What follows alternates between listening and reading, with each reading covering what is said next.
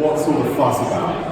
And you've got a tasting mat in front of you with at least a couple of glasses so far. That will be topped up through the session, so don't worry, there'll be a lot of interesting Irish juice to try and a couple of phenomenal cocktails created by this man. But first, I'll hand you over to Billy Leighton to introduce you to the first whiskey in front of you. Okay folks, well, the show is going to start with the most important introduction, which is the first glass of your tasting mat, that is Green Spot. People will, a lot of people will see Green Spot as being the entry level for single pot still Irish whiskey. I believe if you want to consider it the entry level for single pot still Irish whiskey, you're actually entering maybe on the third floor rather than the ground floor. Okay, so that's the level of quality that we're going to be looking at here today. So feel free to have a nose, have a taste of the Green Spot, and we'll just move on then with the presentation. And so the goal of the session over the next 45 minutes or so is to understand the single pot still Irish whiskey category, the history on how it all kind of came about, and where it might go in the future through both the whiskey and also through different serves. And so just so you understand who the hell us three are, I'll start with myself because I'm already talking. And my name's Greg Dillon. I'm owner and founder of GreatDrams.com, and I WSC charge and various other things, but also a brand and strategy consultant working in the off-trade and with brands in the whiskey and spirits industry to build their brands, fix them, and create new products. Okay, so I'm Billy Leighton, and I'm the chief blender for Irish Distillers based in Irish Distillery. So basically responsible for everything that comes out of Littleton. I'm not sure about Greg's comment on the slide about being a legend for 40 plus years. That kind of dates me a little bit, but you can make up your own mind about that. My name is Bobby Hiddleston. I do have a surname. I own, along with my wife Kate in the audience, a bar in London called Swift, and I've been making drinks for the last 13-14 years. Cool. So we'll get straight into it now, and what we all must remember, as everyone in this room is either a creator, a server, or purveyor of fine spirits, cocktails, and all manner of interesting stuff, is what Irish pot still whiskey is today. It's fundamentally a fun drink to be able to stir it, shake it, serve it straight up or whatever. Ultimately, it's about convivial times and spending good times with people or on your own with amazing liquids. And nowadays, as you know through all kind of consumer research the world over, the whiskey category is a system for turning economic capital, i.e.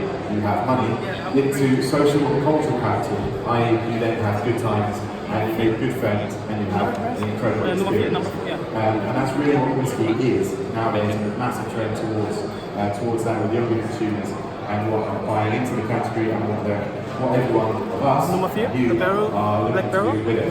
But it's not always been like this. So I'm going to give you a bit of a history lesson now as to what Irish whiskey, quite a challenging set of, well, I would say decades, but centuries really, it's gone through to get to where it is now, where we're in a big boom time. So way back when, travelling monks used to go around the world, and they understood the notion of distilled perfume. And by understanding this and creating scents, they actually applied those same techniques to their crops when they got back home. And because of that, they were able to distill their crops into what we now know as alcohol, but back then it was pretty much fire in a glass. They were your alpha boozers, if you will, and the people that were kind of fundamental to creating the spirits categories that then have endured and have ensued until this day. Irish whiskey as we know it today, though, all took off properly in 1780. This is when distilleries in Ireland actually had to be licensed. It dates back to where Jameson was founded, and also what you have to remember is at this time, before distilleries were licensed, it was all just done on people distilling random stuff in their homes, on their farms, wherever, and creating liquid which was wildly inconsistent. but also could be quite dangerous if they were not good distillers. So you let the impurities in, and then people die and go blind. The old adage of blind drunk comes from this era as well. Because if you didn't get the liquid right and the cut of the spirit, you were quite literally going to hurt someone. So being licensed meant there was a first stage of regulation and the first stage of actually getting to something called consistency and balance within the spirit. But it was actually the malt tax that effectively led to single pot still whiskey coming to prominence. Every government loves to tax the hell out of everything, but with the malt tax, distillers realised that they were getting taxed twice on what they were producing. So once when they were buying the barley or the crops that they were using to distill, and then once when they were selling it as well. And it's only applied to malted barley, and that's when the government was taxing the malted barley, not the unmalted. So the canny Irish distillers decided to introduce more unmalted barley into the process. And we'll go into that in a bit more detail in a minute. But primarily to, at an early stage, get around a level of taxation. And this was the original golden age for Irish whiskey. So it's between around the 1850s and 1870s. And this is when Irish whiskey was in its first boom time. People the world over, they had loads of trade deals and contracts to supply Irish whiskey all over the world. And this was an incredible time for the product. By the way, now that we've already talked about green spot, feel free to sip it, drink it, or maybe not finish it in case you want to compare later on. No need to be too polite, do feel free to try it. So at this time also, Irish pot still whiskey accounted for 80% of the Irish whiskey category. It's huge. And whereas they're about the opposite now, I'd say, so they've gone completely the other way. So it's a massive part of the Irish whiskey category. And Irish whiskey then got hit, as we probably all know, but it's worth recapping, through an amazing amount of adverse trading conditions. It decimated the industry and closed loads and loads of distilleries.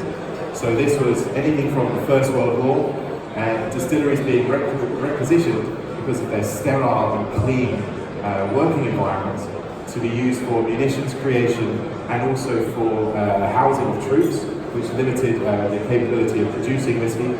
Also the 1916 uprising in Ireland, which actually cut off the British Empire as a supply chain, a supply line, which got rid of vast volumes of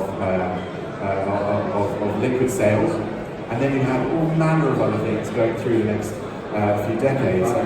And crime, of course. Yeah, we've got the temperance movement in the 1840s, which, if you imagine now, we've got 1 million Irish people to solemnly swear that they're not going to drink, which is basically unheard of today, which is unbelievable in its own right as well. And then obviously the potato famine as well, which killed about, my stats might be wrong, about 3 million Irish people. Today, I think the population of Ireland is, in 1840, was higher than it is right now. It just shows how devastating this famine was. It crushed families, it crushed towns, it crushed industries. And so obviously a luxury such as whiskey was also going to suffer. The whole communities just wiped out, and including production communities who were making whiskey at the time. And then potentially the final nail in the coffin for Irish whiskey at the time, at least, is prohibition, which I think we can all agree would probably be pretty hard to implement now. And thankfully, it would be a brave government to try. But it really did then cut off for 14 years Irish whiskey supply. And the Scots managed to get around it by getting their whiskies listed as medicines and by having all manner of different dubious ways of getting people to request whiskey because it's the only thing that would help their ailments. But from the Irish side, it cut off the whole of America as a supply chain. Which was like 70% of the market, something like that? 70% of the market just gone, near enough overnight. And this photo is just one of the saddest things ever. So economically, it created really tough times back in Ireland. All of these things we've just gone through. Even though export markets around the world were incredibly strong, but it didn't have the volume that it did when you had the British Empire and you had the Americans buying. So really tough times, which led to, a few years later, Irish Distillers And in case you're not aware, Irish Distillers is an amalgamation of the Powers, Jameson and Paddy whiskey brands and businesses. And the heads of these brands at the time came together, and bear in mind whilst they're different brands and in the market they're competitors, culturally they were very different as well. You had a socialist Protestant in Jameson, and then the upper class Paddy and Powers families coming together. Complete tension and opposites in society, but for the good of the Irish category, for Ireland, and of course their bank balances, they made it work. I think it's important to point out just how relevant that is in Ireland. This was kind of late 60s, early 70s, in the kind of beginning of the troubles in Ireland. So there was heated tensions everywhere. Like it was a seriously dangerous place to be. It was Ireland in the late 60s, early 70s. So to have these powerhouses come together was a massive, massive deal, especially because, as we were discussing this, to have rivals to say, oh no, don't drink that whiskey, drink this whiskey, to then suddenly change their mind and go, actually, that's okay after all, please come drink all our whiskey together. But it was, as I said, it was more of a necessity. It really needed to happen, otherwise the category could have died altogether. Yeah. And it's quite important to get that point that this was necessity. It was for the good of the category, for the good of the country, and without this happening, and without, I think now 34 years of double-digit growth for Irish Distillers, Irish whiskey as we know now would not exist. So, Billy. Okay, so we've had a look at the green spot, which you say would be the introduction to the Irish single pot still category. The second whiskey we're going to look at then is Parish John's Lane. Now this is the signature of the distillate from Middleton Distillery. It's more robust in nature, 12 years old. How we develop the Parish style is to use mostly refill casks in the cask mix. The reason for using refill casks rather than first fill bourbon or sherry, as we'll come to later, the reason is that there is less of the seasoning of the cask effect coming through, and with less of that, it allows the signature distillate style to come through. And the style of Middleton is quite spicy. It's kind of what pot still whiskey is about, is its spicy nature. We'll come a bit to the production of it, but the mouthfeel, the spiciness is what is the signature of the distillate from Middleton Distillery. So Parish John's Lane is kind of the prime example of the signature style of pot still whiskey. So again, feel free to actually drink it, but again, try and keep a little bit so you can do the comparison once you've tried all of them later on. On a personal note, I happen to think that John's Lane is not just one of my favourite Irish whiskies, it's one of my favourite distills, full stop. So the production, it's a real hobby. It's not bad juice. It could be worse. So since 1785, Irish whiskey has been predominantly about pot still whiskey and blends of pot still whiskey and grain whiskey. But what is pot still whiskey? Single pot is only legally produced in Ireland and made with both malted and unmalted barley. So it differs from the Scotch production techniques where it's malted barley and it uses both malted and malted and unmalted even barley within the distillate and the whole production. Unmalted barley actually adds that unique character to the whiskey, as you know on and it gives that depth, that additional spice and kind of earthy nature comes through as well. There's an earthiness with it, but I think one of the main things that sets it aside from malt whiskey is the texture of the mouthfeel, the silky smooth mouthfeel to get. The mouthfeel is what's important to know about unmalted barley is that it shows the kind of facilities into the Irish and the yield of unmalted barley is a fraction of malted barley. It is an absolute tiny percentage compared to malted barley. So to throw this in back in the 19th century was a real against the taxman to do it. We're going to use so much of this crop to get the seed yield just to avoid paying taxes, which I respect entirely. Absolutely. And another difference is, unlike most single malt Scotch whiskies, single pot distilled Irish whiskey is always triple distilled, and therefore is its own distinct category within the whiskey market as well. So where is the category today? I'll tell you after this. Okay, so the third sample we're going to look at. Now this would be an interesting one to compare to the previous one, the John's Lane, because where, as I said, John's Lane does not have real significant wood contribution, Redbreast 12-year-old is the opposite. What we use in Redbreast 12-year-old is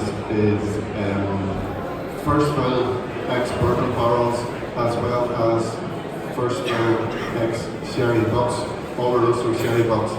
Now the proportions are quite in favour of the bourbon cask, but the Oloroso sherry is such a flavour contributor that it's the actual sherry contribution that drives the flavour, the style of the Redbreast blend. So it's the fruitiness of the sherry that you're going to get as the main contrast between the Redbreast 12 and the previous one, the John's Lane. Absolutely. So if you haven't tried this one, and you're also going to get another glass coming out imminently, which takes this fantastic whiskey, it shows you just one thing that can be done with it, created by this man to my right. Yeah, but there's a drink that's going to be handed out to you as well alongside the Redbreast, and my main contribution to this is making the drinks and how you can use fossil Irish whiskey in drinks. Now, I've always had a very close affiliation with whiskey. I'm from Scotland, my dad is from Ireland, and I've worked in whiskey heavy bars for the last 6 years of my life plus. So whiskey has, it runs through me in every kind of aspect. So to make cocktails with this is wonderful. The ability to use pot still is really good. There's one which is going out, hopefully once it's pretty important. It's going out. So the one that is going to come out is going to go alongside the Redbreast, and this is a drink that we have on the mainland Swift. It's called Fairyland, and the point on this one is it plays really well with the sherry notes of Redbreast. Redbreast 12 is the base on this. So to have the Oloroso sherry coming through, it's got that richness, it's got that kind of nuttiness, but a lot of people will make mistakes and say because it's a fairly big whiskey that you might not be able to pair it with things other than big flavours. That's what I don't like to do. What we like to do is to balance it. Yes, is to balance these flavours really well. So we've got this kind of rich nutty sherry, but this is really kind of springtime light, delicate drink. So there's rhubarb liqueur in here, there is Aperol, so there's kind of a bright, kind of orangey, slight bitter sweetness coming through there, a bit of touch of citrus, orange bitters, and there's sparkling wine. We're using champagne in this edition because and this, you can see if you've got the red, it's coming out to you, but if you can taste that next to the Redbreast, the Redbreast is still really prominent in this drink, but you can have these heavy notes, these heavy nutty rich notes, but they play really well with bright and light. It doesn't have to be this heavy drink, and this is what I really love in using these products. Is they're really versatile. Like, I'm from Scotland, and I would strongly argue that Irish whiskey is more versatile in cocktails than Scotch is. Don't crucify me.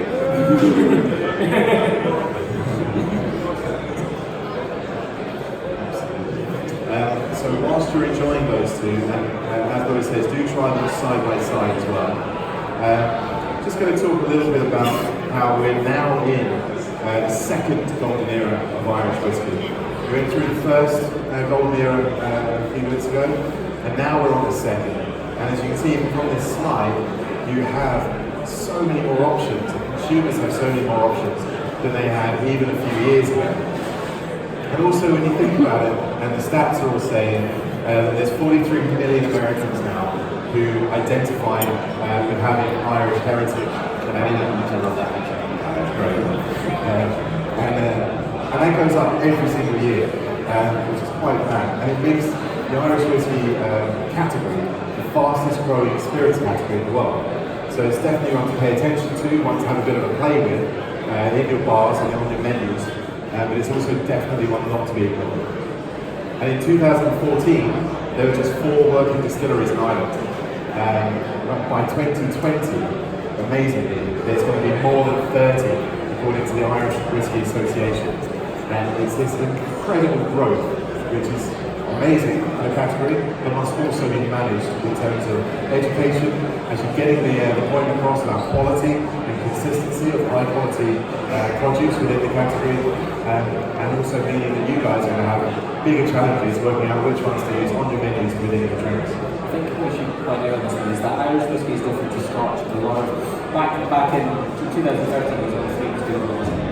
Every Irish distillery made loads and loads of different brands. It's not like Scotch where you have, you've got Kilgore and Reject, but you've got Just Ockatosh, you've got Just Fine Niche, these kind of things. Like every distillery, IDL makes dozens of brands, Truly makes dozens of brands, which ones make dozens of brands. So every one of these has.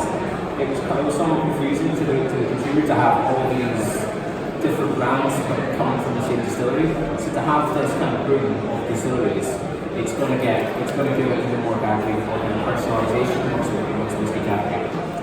It's only good for consumers as well, because it means they've got more choice and try new styles, and we'll get on to a bit of what other brands are doing in a bit, but it's an incredible time for the category.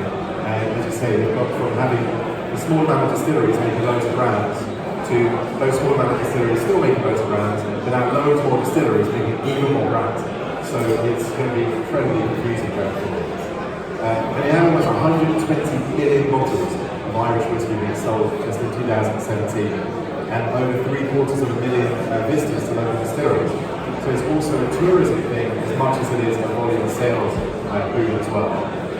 You see that from the Jameson Bow Street Distillery experience in Dublin and in Middleton as well, and all the other distilleries that allow visitors in, from the Teenian guys who pretty much design their distillery for visitors and they work production around it. But it's all about engaging people, bringing people into the world of Irish whiskey as much as getting the product stories out there. And because there's so many options, it can be monumentally confusing to anyone trying to get into the category, or for consumers even understanding what the difference is between different Irish whiskies, different Irish whiskies versus different Scotch whiskies versus the other 33 whiskey producing nations in the world. There's quite a lot going on, and it's good fun, but also There's got to be more than 33 now. with coming up to mature stock, unless they haven't told me about you. Trust me. Please do. Okay, so if we go to the fourth sample on your map there, it's Jameson Black Barrel. Jameson Black Barrel is a blend, but we put it on here just to illustrate how pot still whiskey can be used in a blend. So we have got some green whiskey from Littleton here, along with pot still whiskey, and I think the thing with the Black Barrel is that it is a sweeter style. It's a very popular blend of whiskey. We use a sweet style of grain whiskey in here to increase the sweetness. Aside from what we call our signature style of grain whiskey, which would be used in the Jameson Original blend, for example, this is a sweeter style of grain. But also what we've done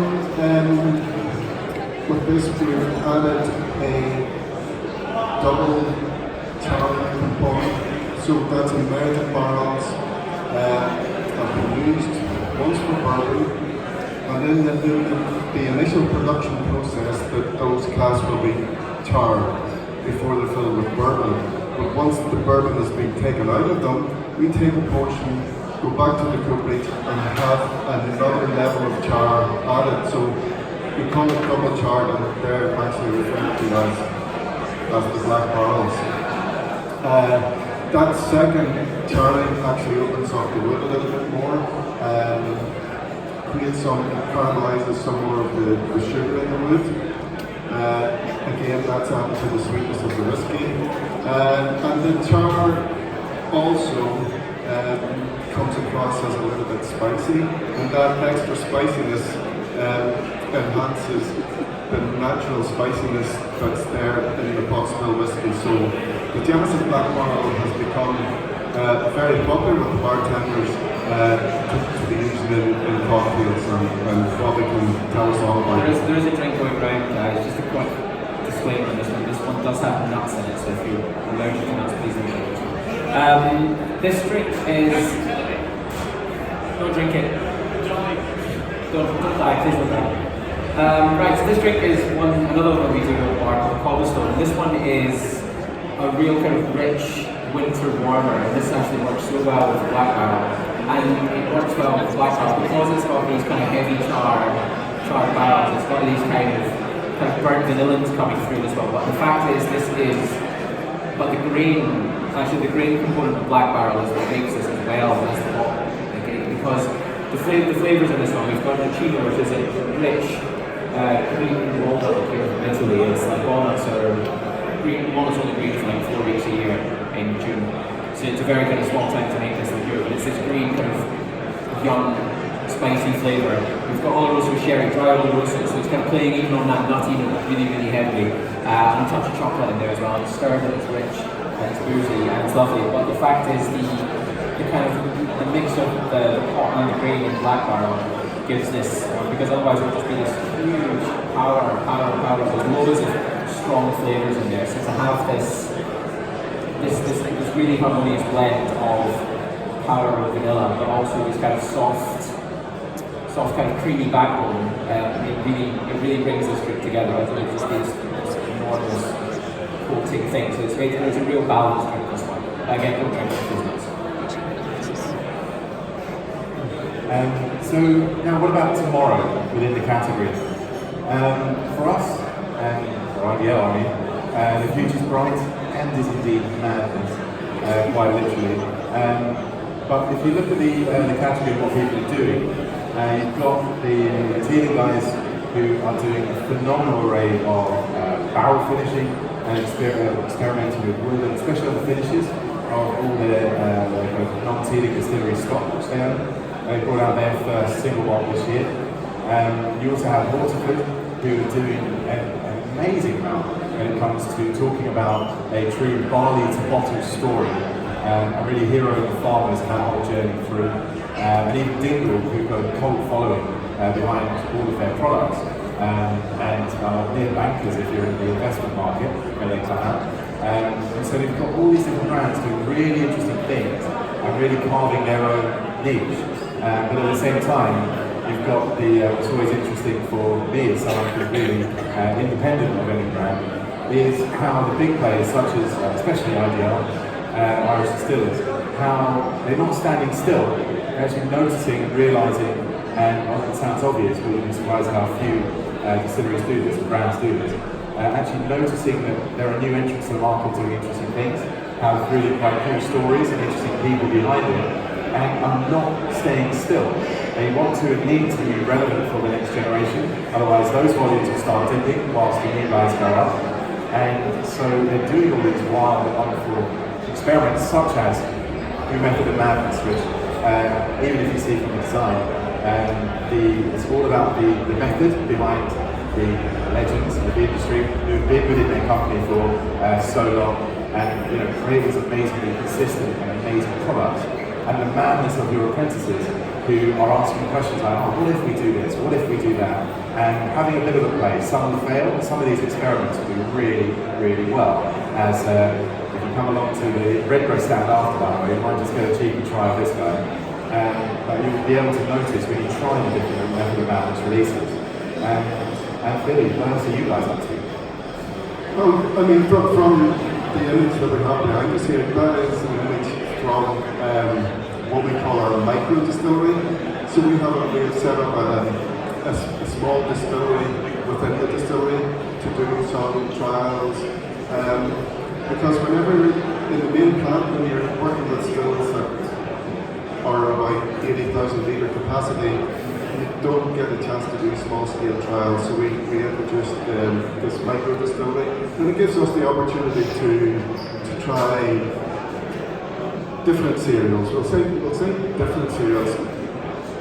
Innovation is kind of a contradiction to what we're doing, because it's not really innovation. We're looking back at how we used to do things, looking at evidence of how whiskey was produced in the past and trying to replicate that. So that's what we're doing in the micro distillery, using cereals such as rye and oats and wheat, which wouldn't normally be used in the main plant these days. We're also looking at different class finishes, even different wood types. And we can talk about Method and Madness, which we were the first to put a product on the market that was actually finished in chestnut casks rather than oak casks, and we did that because we could. This is one of the great laws of Irish whiskey. It's like there are, like in Scotch and it has to be, there's lots of these things, but one of the subclasses of Irish, it doesn't actually have to be oak casks. So to have the ability, the freedom to use different casks is again one of the really huge advantages of Canada. And to be unshackled, as you say, from such real rigid and oftentimes kind of anti-innovation kind of rules and laws that Scotch stands for, the Scotch Whisky Association. The Irish Whisky Association are a lot freer with their kind of definition and process, and allowing distillers and vendors to have a bit more of a play. Right or wrong, who knows, but you've got a lot more freedom to work with. Yeah, that's it. I think that's where we are. That's where the future is the freedom. I think because up until the last number of years there were basically only 4 of us distilling in Ireland. We were pretty much set on our ways. We had very successful brands, so why change anything? But now with the renewed interest in Irish whiskey, all the new players coming into the business, it really makes you sit up and look at what you're doing yourself and what the others are doing. And I think as long as everybody respects the quality that is expected from the Irish whiskey category throughout the world, then the future is bright for everybody. And also one thing, Billy hasn't mentioned it, but one thing that you guys do as well with new distillers and producers in the category is invite them down 2 minutes to their production hub and upskill them, and also have a workshop days where we work with these new people within the category to make sure that they also are being all they can be and helping them to flourish, but also making sure that the quality and the consistency in the category remains incredibly high, so that the perception level of the category remains as it is, instead of any dips in any misfortune and unfortunate releases. Well, yeah, that's correct. And we've just actually, in the past couple of weeks, just formalised this scheme now that we have this mentoring system, and we have already done a few modules, one on maturation, one on brewing and fermentation, and out of 16 operating distilleries, I think at the time we had 14 of those people turn up to learn about how we do things. Now we're not preaching to people and saying this is how you should do it, but we're just pointing out where there may be unexpected pitfalls and how we could all work together, or we could all work together, for the good of the Irish whiskey category. Which comes back to why and how IDL was formed in the first place. So nice how that works. So we've mentioned Method of Madness, and this one right here finished in virgin Hungarian oak, and there won't be a glass of it in front of you because we want you to come to the Redbreast stand. So come along and get to try this. I've been reliably informed there is virtually none of this available anywhere outside of this building. I personally tried to buy one this morning after trying it for the first time and could not. I'm pretty annoyed about it. But it's available at Stanto, they try it so you can see what something truly unique tastes like.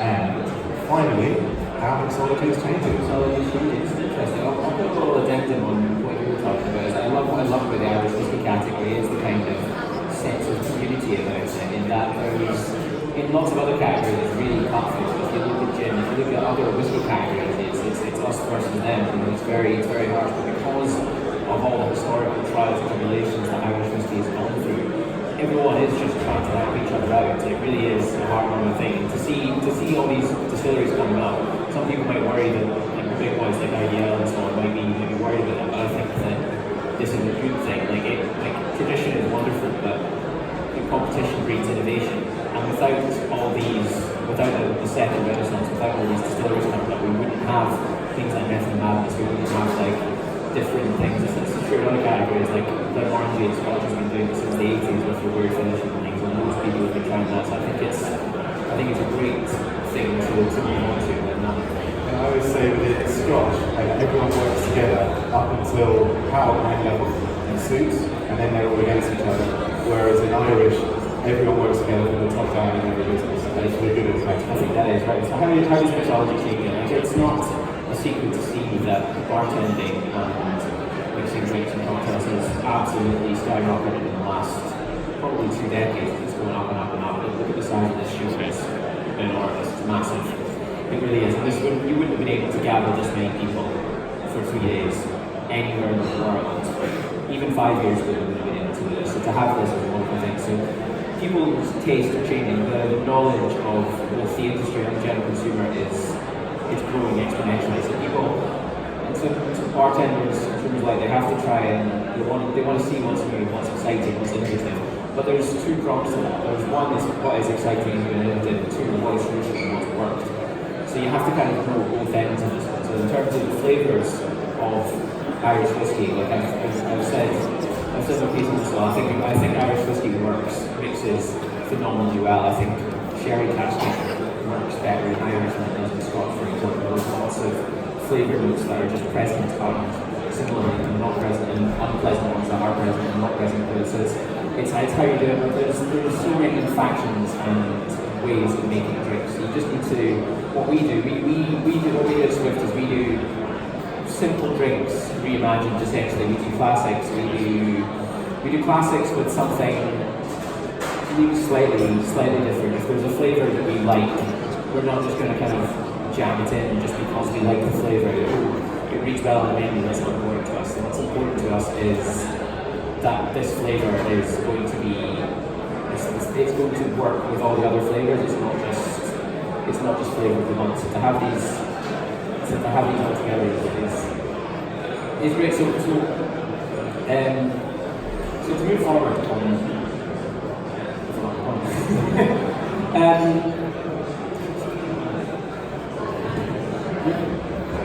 thank you very much, thank you. lost it a second. Yeah, so it's a great flavours in these. You need to taste the things on the road. Like having a little verbal tasting of these is wonderful things. You can see how the different nuances and why the liquid in front of you is best for what things. A lot of people will just try to club a flavour because they like it, but maybe it's not necessarily the best for us. So to have these kind of ranges in between what you've got is you taste, and then you taste apricots, and you taste peaches. There's loads of stone fruits in I always feel the Scotch, for example. I'm going back to Scotch. It always has like this huge wall of flavours, everything from sugar, vanilla, creamy grains up to kind of harsh, optimal, peaty numbers. And I always feel that Irish tends to be a little more restrained. The wall goes from here to here, but inside this, there's subtleties and there's brilliances that make it a more delicate, it's almost like a more professional way of drinking. I just feel that you can find these little nuances that we'll find, or maybe not this one, maybe the signature, that'll work well, these kind of things, you know?